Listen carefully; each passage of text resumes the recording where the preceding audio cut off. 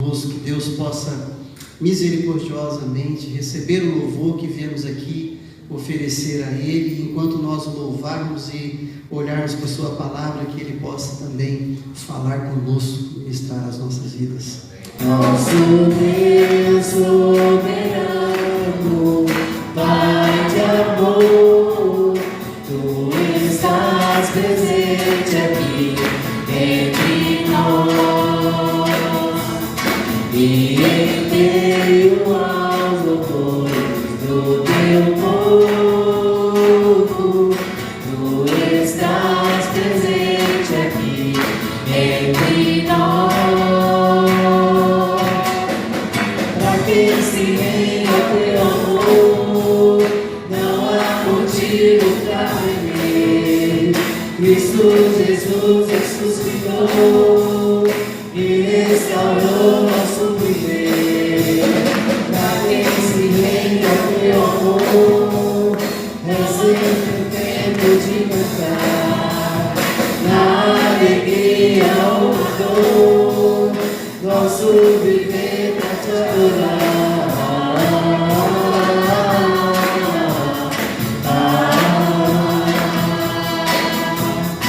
Bendito seja o nome de Cristo Jesus, Rei dos reis, Senhor dos senhores. Bendito seja o nome de Cristo Jesus, Rei dos reis, Senhor dos senhores.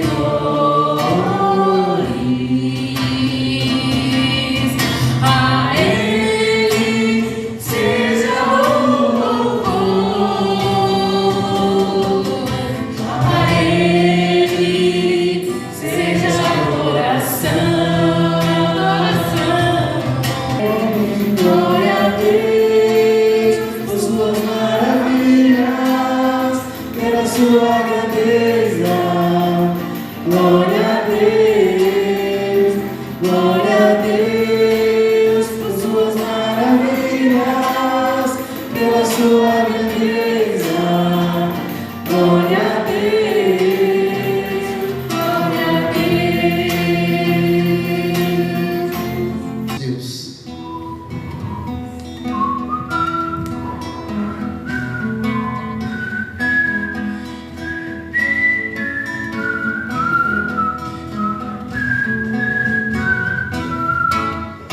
A Deus demos glória por Seu grande amor, o Filho bendito por nós todos deu, e graça concede ao mais vil pecador, abrindo-lhe a porta de entrada do céu. Exultar, e de todos louvar a Jesus Salvador, a Jesus Redentor. A Deus demos glória por quanto do céu Seu Filho bendito por nós todos deu. Atos capítulo 12, versos 1 e 2. Por aquele tempo, mandou o rei Herodes prender alguns da igreja para os maltratar, fazendo passar a fio da espada a Tiago, irmão de João. Vou ler mais uma vez. Por aquele tempo, mandou o rei Herodes prender alguns da igreja para os maltratar, fazendo passar a fio de espada a Tiago, irmão de João. Vou pedir que você feche os seus olhos mais uma vez, todos de olhos fechados, e que você ore a Deus e peça para que o Senhor Deus, da palavra que nós lemos, continue a falar na sua mente, na sua alma, na mente e na alma de cada um de nós. Já tem falado a mim e continuará a falar a mim mais uma vez. porque essa reflexão não é para vocês da minha parte, é para todos nós, é para mim em primeiro lugar.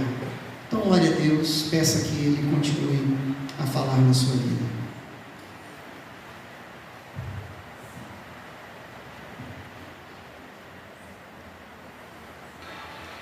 Senhor, mais uma vez a Tua igreja ora, e nós desejamos ouvir a Tua voz.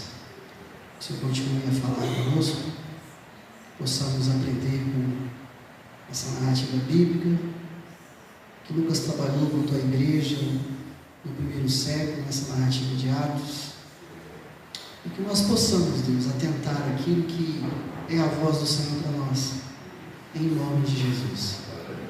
Amém. Amém. Louvado seja o nosso Deus. Irmãos, como eu disse antes da oração, essa pregação, ela antes de ser para você, ela é para mim, tá bom? E que nós possamos juntos entender aquilo que Deus está falando para nós através dessa palavra. E eu vou trazer um paralelo com o contexto, com a realidade de vida que nós estamos passando hoje na nossa sociedade e também na Igreja de Jesus Cristo. Eu tenho conversado com vários pastores, vários mesmo, de diferentes estados da nossa denominação, a Igreja Presbiteriana.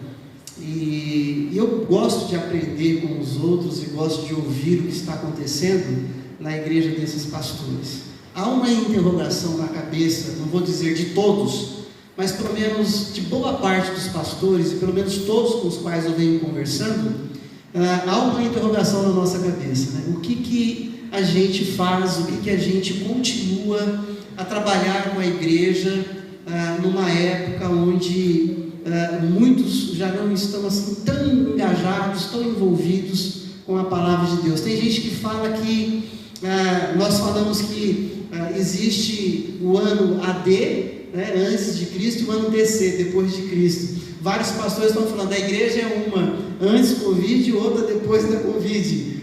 Saiba que isso está virando um tema de dissertações por aí. Algo aconteceu na vida da sociedade, na vida da igreja. E dentro dessa inquietação, entre alguns pastores, alguns mais antigos do que eu de ministério, outros no mesmo tempo que eu já estou, eles têm tido essa preocupação, eles estão perguntando como que a gente continua trabalhando com a igreja nesse aspecto.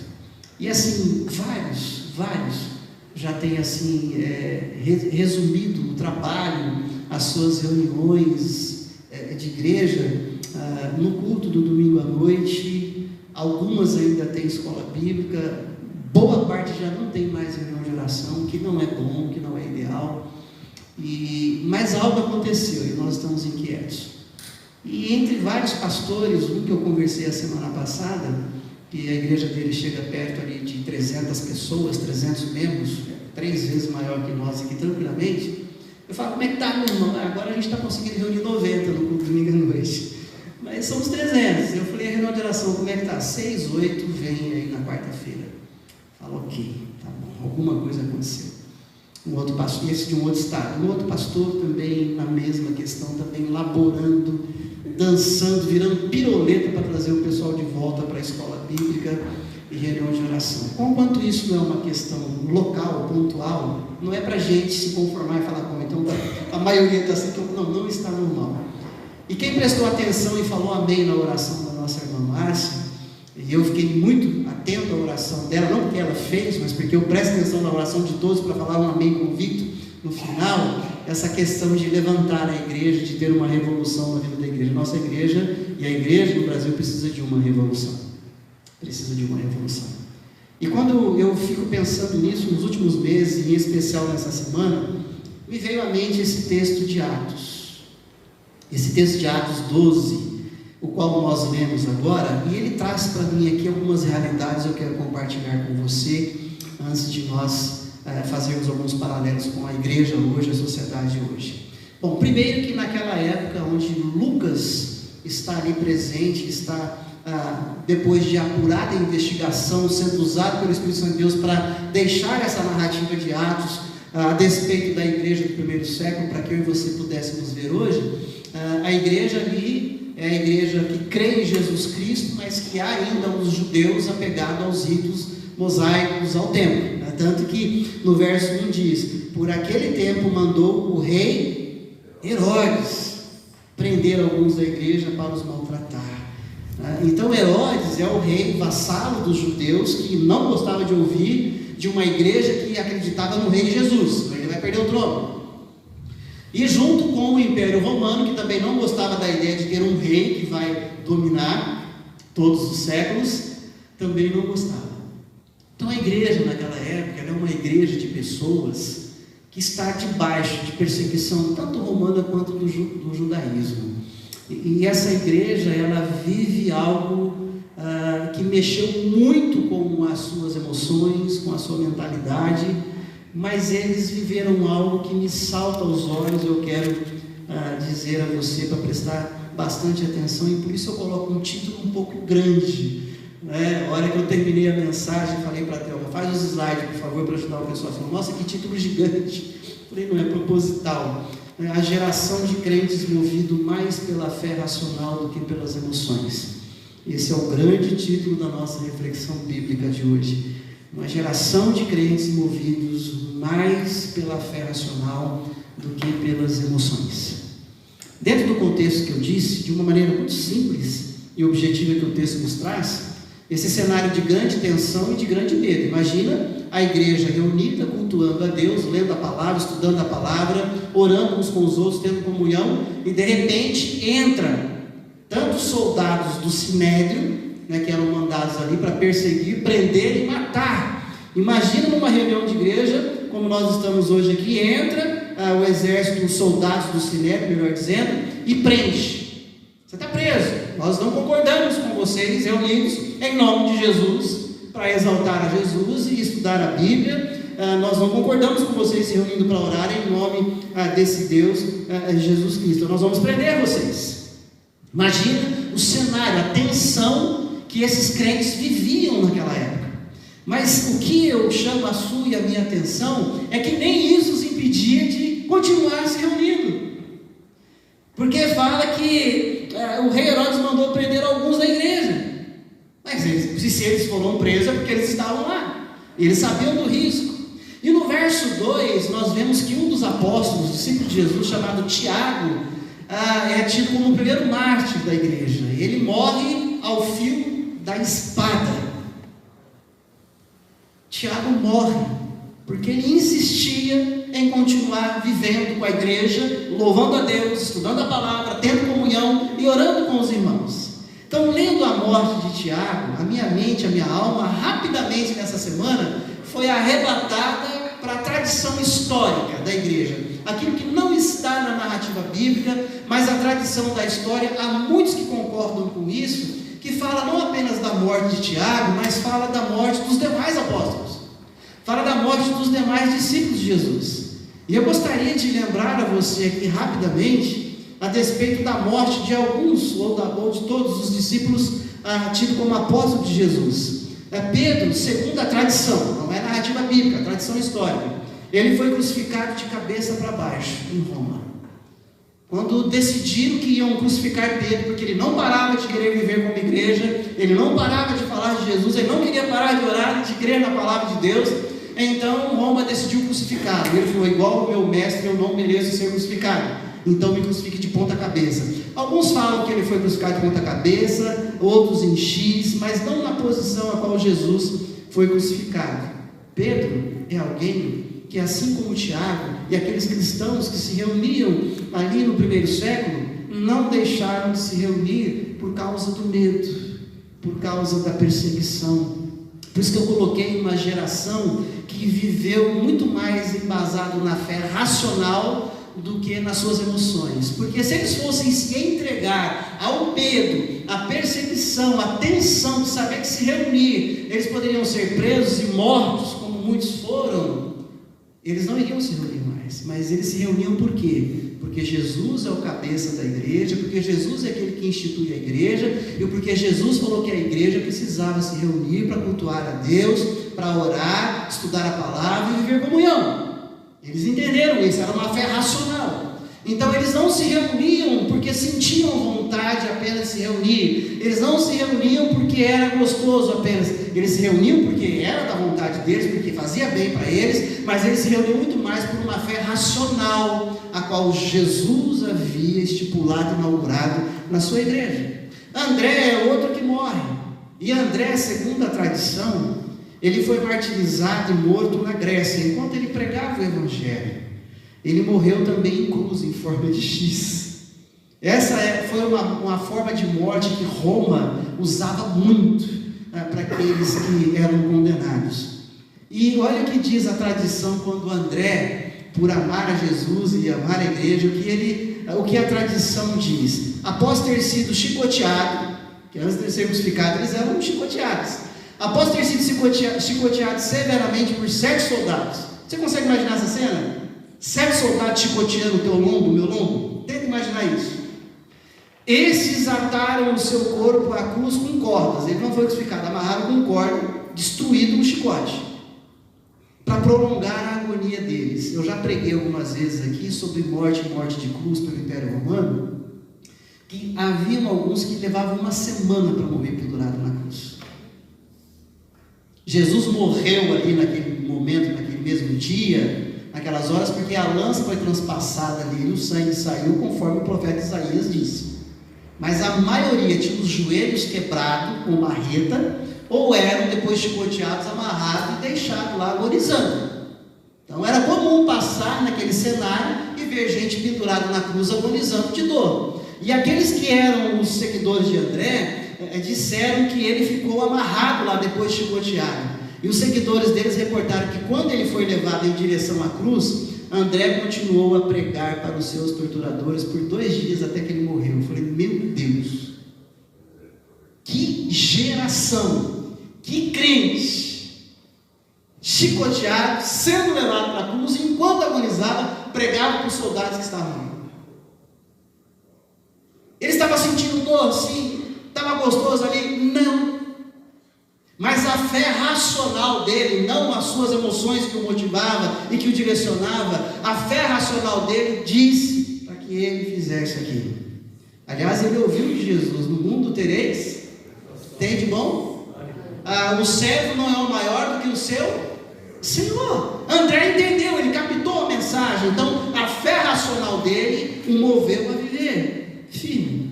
João, o apóstolo de Jesus Cristo, João, o irmão de Tiago, diz a tradição na história que antes de tentarem matar, na verdade tentaram matar aqui, né? Ele foi jogado vivo num tacho de óleo fervente, mas ele não sofreu nada. E aí os historiadores dizem que aconteceu com João mais ou menos aquilo que aconteceu com os moços lançados na fornalha de fogo ardente. Lembra da história? Como eles viram que João morria, não tinha jeito, eles decidem mandar João exilado para a ilha de Patmos, que é onde nasce ali a carta, o livro histórico de Apocalipse. E depois ele vai morrer de velhice lá em Éfeso, ele volta para Éfeso. Filipe é um outro discípulo de Jesus, por pregar o Evangelho de Jesus. Esse aqui, a história diz que ele morreu de morte natural. Esse já não teve aquele sofrimento, vamos dizer, agonizante.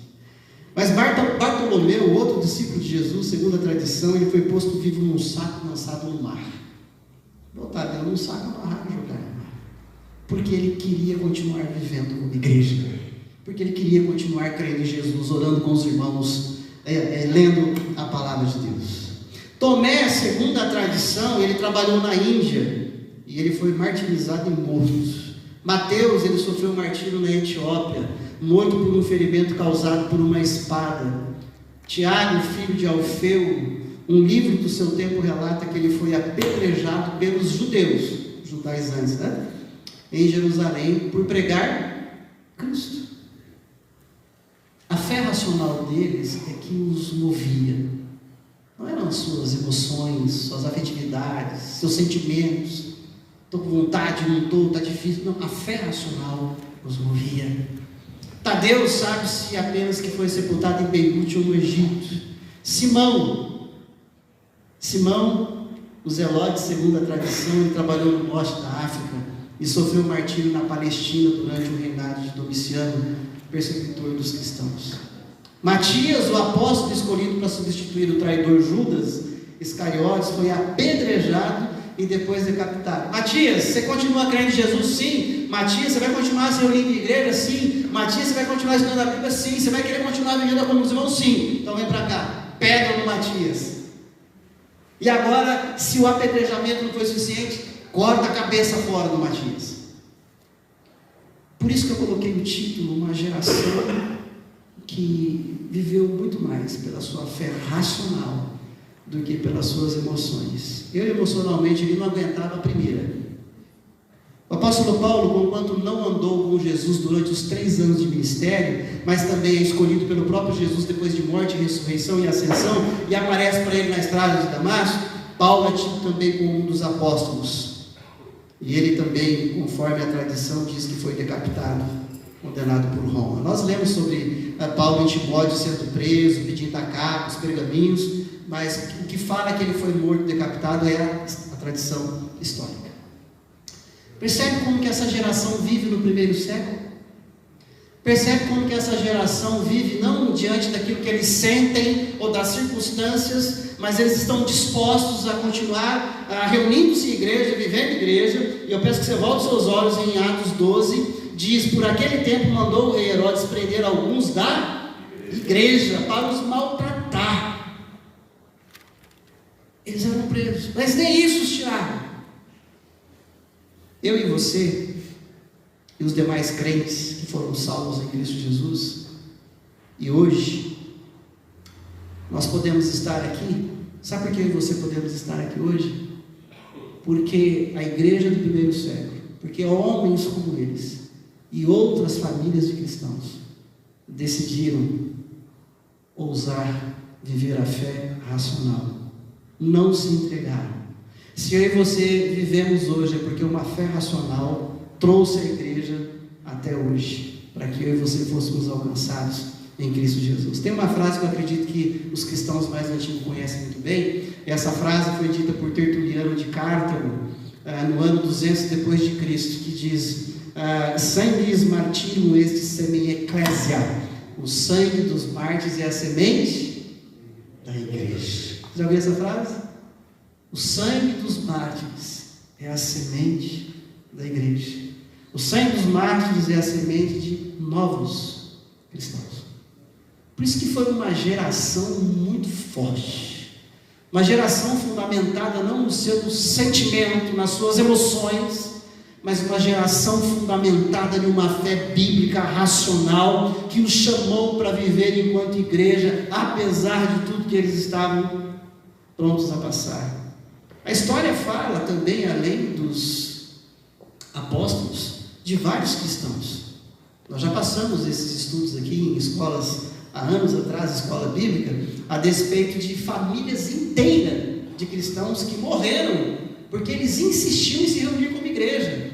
Quando nós lemos aqui, Atos 12, verso 1, por aquele tempo mandou o rei Herodes prender alguns da igreja para os maltratar. Sabe o que era feito com várias famílias quando eram arrastadas nas suas reuniões da igreja? O que nós vamos ver nesse próximo quadro aqui, ó. Eles eram lançados na arena. E leões que passaram dias sem comer, famintos, eram soltos nessa arena para comer vivos esses cristãos, para devorá-los, enquanto a plateia se divertia com o sangue desses cristãos. Muitos eram crucificados ali na arena e outros eram devorados pelos leões. Famílias inteiras eram arrastadas no primeiro século das suas reuniões da igreja, porque o que os mantinham ali era uma fé racional, uma fé bíblica. Eles foram chamados para viver isso. As emoções, o sentimentalismo, o medo não os afastaram de viver o cristianismo de Jesus como igreja do Senhor Jesus. Quando eles eram expulsos das reuniões, quando fala igreja, eles são cristãos reunidos nas casas, tá? Isso não tem nada a ver com o templo de Jerusalém. O templo de Jerusalém, os judeus que estavam lá. Quando eles eram expulsos das casas, viram que estava muito difícil continuar se reunindo, eles decidiram: o que a gente faz agora? A gente se reúne na casa, lê a palavra, ora, no meio do louvor entra um bando de gente que prende, manda para a arena para ser devorado por leões, crucifica, mata a fio da espada. Agora o que a gente faz? Vamos parar? Não! Vamos continuar, porque a palavra de Deus nos chamou para ser igreja, e para viver igreja, Então nós vamos continuar onde? Vamos para as catacumbas. Vamos para os cemitérios onde nós enterramos os cristãos. E aí eles começam a se reunir nas catacumbas. Então você imagina uma igreja que não está ali pelas emoções, pelo sentimentalismo, e agora de um conforto de uma casa eles vão para um lugar onde tem morto colocado nos buracos da rocha, das cavernas que era feito, que assim que era o túmulo. Ali estava o morto, ali estava outro, e a crentalhada aqui no meio, lendo a Bíblia, orando a Deus, vendo comunhão e exaltando ao Senhor. Porque não era o sentimento deles que os moviam a perseverar como igreja do Senhor Jesus. Era uma fé bíblica, racional, a qual o Senhor Jesus estabeleceu. E aí a pergunta que eu e vários pastores estamos fazendo, e a gente está fazendo isso debaixo de oração, porque a gente não tem a resposta, só Deus tem a resposta, e até esse dia eu tenho falado, é um novo sopro de um avivamento do Espírito Santo de Deus que tem que varrer a igreja. E avivamento a gente não promove, a gente não fabrica, é o Espírito Santo de Deus que faz, porque o Espírito vem de onde quer, sopra onde quer, e vai para onde quer. A nossa oração é que o Espírito Santo de Deus sopre, mas a gente está buscando entender pelo menos o que tem feito acontecer isso na vida da igreja do Senhor Jesus. E aí uma pesquisa feita pelo Instituto Barna, em parceria com uma outra instituição, a Unihop, em 2017, eu estou falando de coisas de 6 anos atrás. Eles fizeram uma pesquisa com mais de 1.000 adultos, onde 60% desses disseram que eles tomam as decisões deles baseadas na afetividade, no sensitivo, o que eles sentem que será melhor para os seus filhos e sua família. A gente trabalhou bastante isso na escola dominical. Eu falei que eu ia trazer uma coisa para mim. A geração dos crentes do primeiro século, eles não tomavam as decisões assim, baseado no que vai ser melhor para ele e para a família dele, pela afetividade ou pelo sensitivo. Mas as decisões deles eram pautadas na palavra de Deus, uma fé racional inculcada na mente deles. E dentro dessa pesquisa, esses pesquisadores falam o emotivismo e o sentimentalismo, o conforto vencendo o crivo avaliativo que determina as escolhas das pessoas. O que vale mais é a felicidade minha, da minha família, o nosso conforto. As pessoas hoje, elas morrem pelos seus filhos. Vou falar um exemplo aqui, um pai e uma mãe que sabe que o filho ou a filha está em perigo. O que esse pai e essa mãe vai fazer por esse filho, por essa filha? Bom, eu pelo menos como pai, eu vou tentar livrá-los, e se possível morrer por eles. Eu vou dar na orelha de quem está tentando pegar eles. Você não vai fazer isso? Mãe então nem se fala, né? As pessoas morrem pelos seus filhos e filhas, mas poucos hoje morrem pela causa do Evangelho de Jesus Cristo. Poucas pessoas hoje morrem pela igreja do Senhor Jesus. A sensação maior pela família, pelos seus, não é mais uma convicção bíblica, uma fé racional. A sociedade na qual eu e você vivemos hoje, ela está contaminada por esse sentimentalismo, por essa sensação de afetividade, que é o que tem dirigido esse povo, não é mais a razão. A razão bíblica parece que se perdeu da cabeça de muitos evangélicos. E isso vem ocorrendo na vida de muitos na igreja de Jesus. Muitos vêm se tornando cada vez mais sentimental do que racional. Uma fé mais na base do sentimento, das emoções, do que o que diz a palavra de Deus, do que se pensa com a palavra de Deus. Pessoas hoje têm dificuldade de defender a fé pautada na Bíblia. Ela defende a fé no que ela sente. E aqui de uma maneira muito prática. Se sente vontade de ir ao culto, vai. Mas se o culto lhe causar emoções, for agradável, então vai. Mas se não sente vontade, não vai. Se sente vontade de orar com os irmãos, vai. Mas se não sente vontade, não vai. Não é porque a Bíblia diz que tem que viver a oração e a comunhão com os irmãos que vai. É porque eu não estou sentindo que eu devo ir, eu estou sentindo vontade. Se sente vontade de estudar a Bíblia, vai. Se não sente vontade, não vai. Olha como isso permeia no meio do povo de Deus, e isso interfere nas suas decisões e nas minhas decisões. Um dos autores que eu li na escola bíblica, e eu disse que ia trazer para cá, chamado Luc Ferry, quando ele escreve Revolução do Amor em 2010, ele diz que no passado princípios bem diferentes ditaram a ética de nossos ancestrais. O cosmos ditava a ética dos gregos. O Deus dos judeus e cristãos era que ditava a regra. A razão, os direitos e o patriotismo. Mas eles foram, em sua época, motivo de sacrifício coletivo, bem mais notáveis e carregados de sentido do que as exigências da vida sentimental. Antigamente, palavra de Deus era palavra de Deus, regra de fé e prática a ser obedecida pelo Filho e a Filha de Deus. Você se lembra daquele texto de Josué, lá no comecinho, quando ele diz, eu e a minha casa? Você sabe em que contexto Josué fala isso?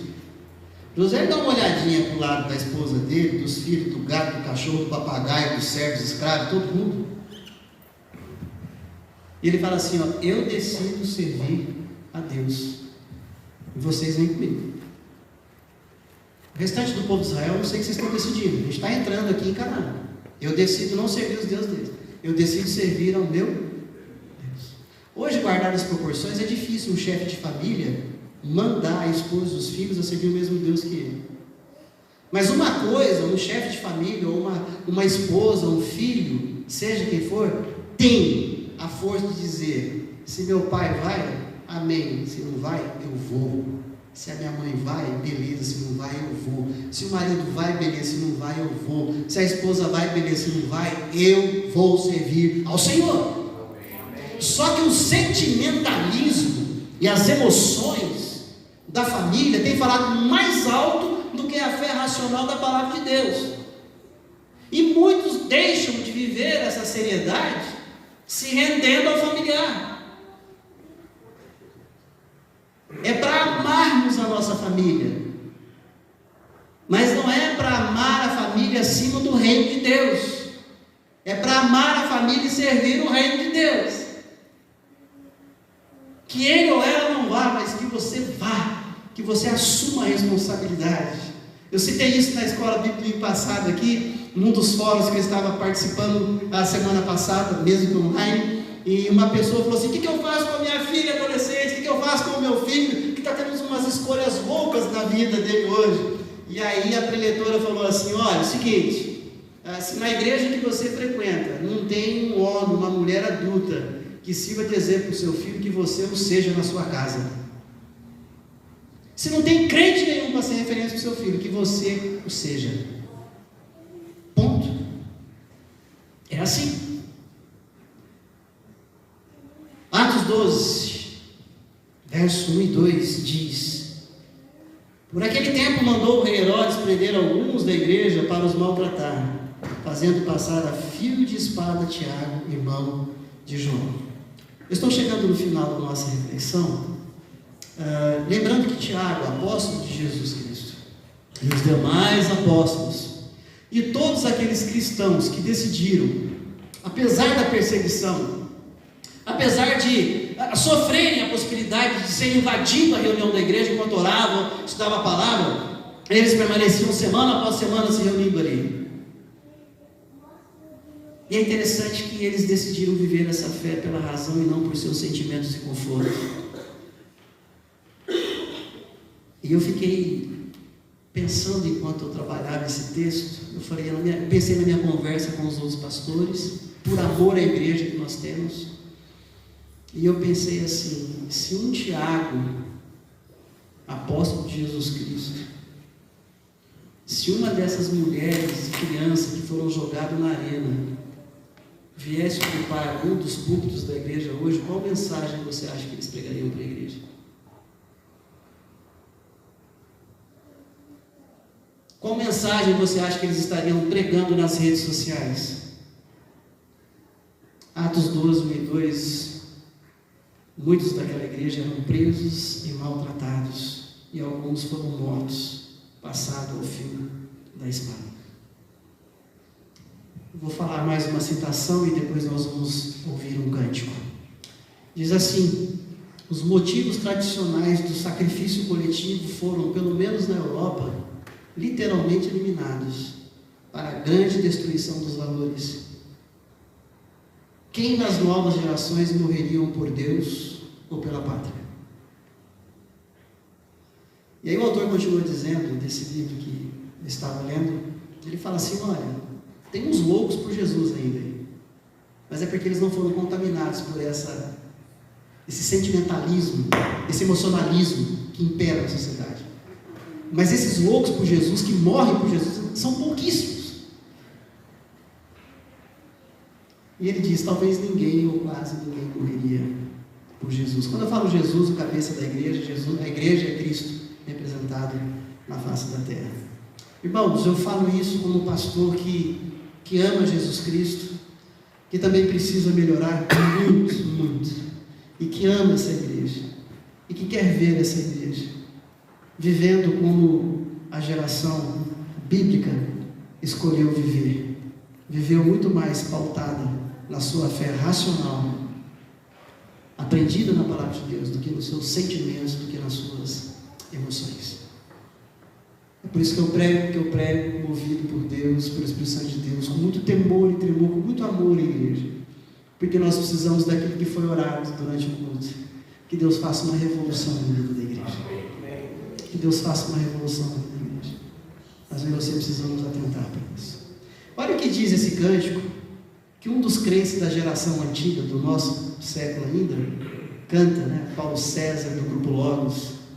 Olha o que ele canta a respeito dos apóstolos, dos discípulos, e que essa canção me deixa, pelo menos eu em parte, envergonhado, mas ao mesmo tempo desafiado a ser um pouco melhor naquilo que se refere à igreja de Jesus Cristo.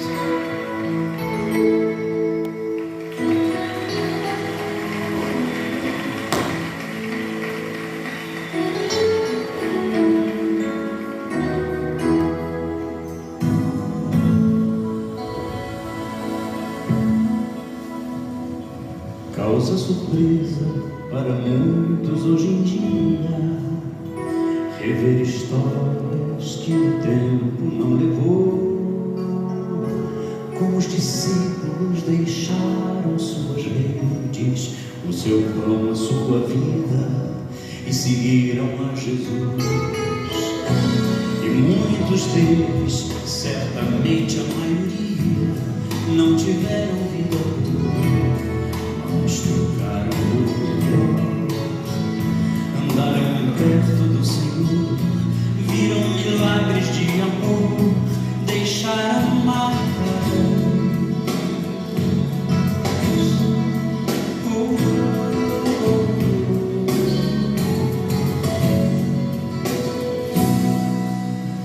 Iguais a eles são bem poucos hoje em dia, que andam realmente perto do Senhor, que já libertos de seus vícios e pecados, vivem como perdoados, propagando a salvação.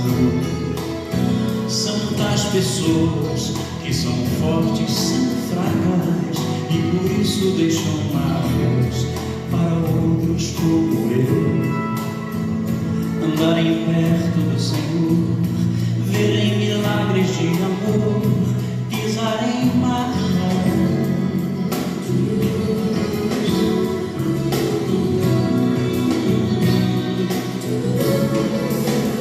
Quero pisar sobre essas marcas de valor, pagar o preço de alguém que se dispôs também a atender a mesma voz que hoje chama e diz: segue-me, e não me importa o que eu tenha que deixar, quero levar comigo minha tão pequena fé, para repartir por onde Deus me permitir andar, seu amor.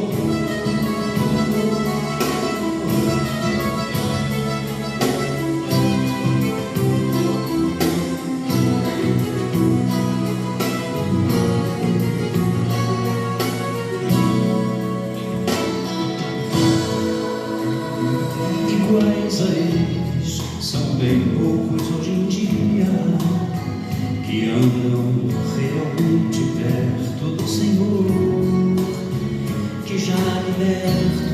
de seus vícios e pecados, vivem como perdoados, propagando a salvação.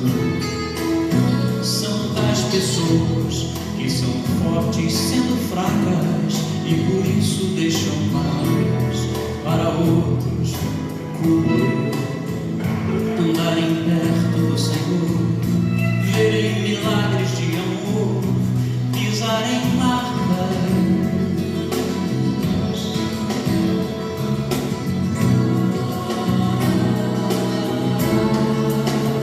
Quero pisar sobre essas marcas de valor, pagar o preço de alguém que se dispôs também a atender a mesma voz que hoje chama e diz: segue-me. E não me importa o que eu tenha que deixar, quero levar comigo minha tão pequena fé para repartir por onde Deus me permitir andar. Seu amor, quero pisar sobre essas marcas de valor, pagar o preço de alguém que se dispôs também a atender a mesma voz que hoje chama e diz: segue-me. Não me importa o que eu tenha que deixar, quero levar comigo minha tão pequena fé a repartir por onde Deus me permitir andar. Seu amor,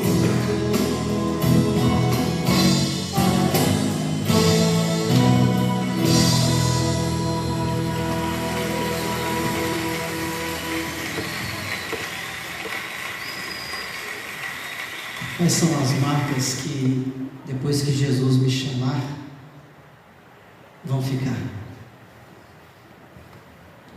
Gostaria de pedir que todos aqueles homens que estão aqui entre nós colocassem em pé rapidinho. Todos os homens em pé, independente da idade. Olha quanto homem, que bênção. Glória a Deus. Eu estou em pé junto com vocês aqui, ok? A palavra de Deus me chama para que eu e você pisemos essas marcas que os apóstolos pisaram. Quais marcas os nossos filhos e a sociedade e a igreja estão olhando que você e eu estamos deixando? Nós precisamos deixar essas marcas. Nós precisamos deixar essas marcas. Pode sentar. Obrigado. Todas as mulheres agora fiquem em pé. Acharam que eu ia falar com as mulheres? Né? Todas as mulheres agora, independente da idade.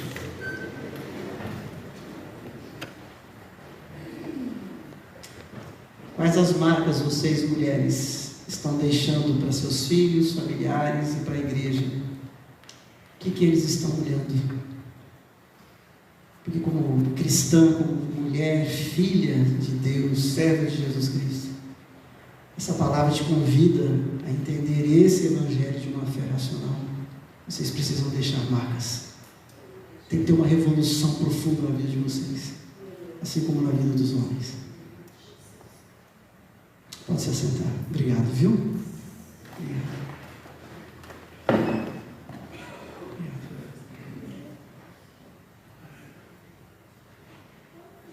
Feche seus olhos mais uma vez, todos os olhos fechados.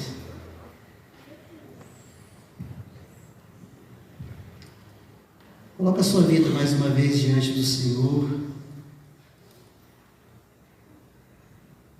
Peça para que Deus faça uma revolução na sua vida.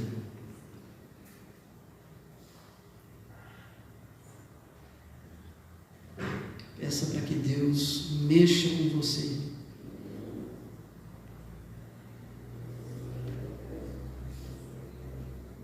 Peça para que Deus te transforme um homem, uma mulher cheia do fogo do Espírito Santo de Deus, cheia do amor de Deus por sua igreja.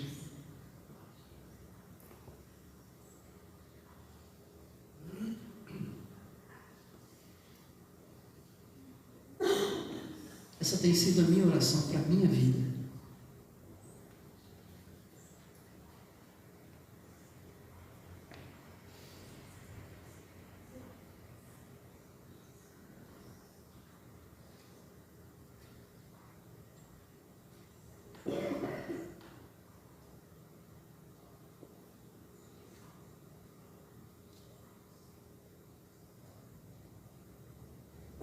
Senhor Deus, em nome de Jesus, continue a falar comigo, a transformar e revolucionar a minha vida. Continue a falar com os meus irmãos e irmãs aqui, a transformá-los, a revolucionar a vida de cada um deles. E levanta-nos, ó Deus, como homens e mulheres cheios da Tua palavra, de uma fé pautada, pensada, e que as nossas emoções, os nossos sentimentos, as circunstâncias não ditem as nossas decisões, mas uma fé bíblica, racional, que paute as nossas decisões, Pai. Faça isso em nós, para que vivamos um novo tempo nessa comunidade de fé, para que vivamos uma nova igreja, usada poderosamente, graciosamente pelo Senhor. Faz isso em nós. É a nossa oração em nome de Jesus. Amém. Amém.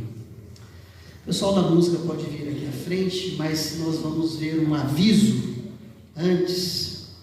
E eu gostaria que você ficasse atento que nós temos uma programação no sábado que vem, e vem sendo anunciada em um bom tempo, e nós temos uma bênção aqui anunciando para nós aquilo que vai ser a programação, que já vem sendo avisado. Mas presta atenção.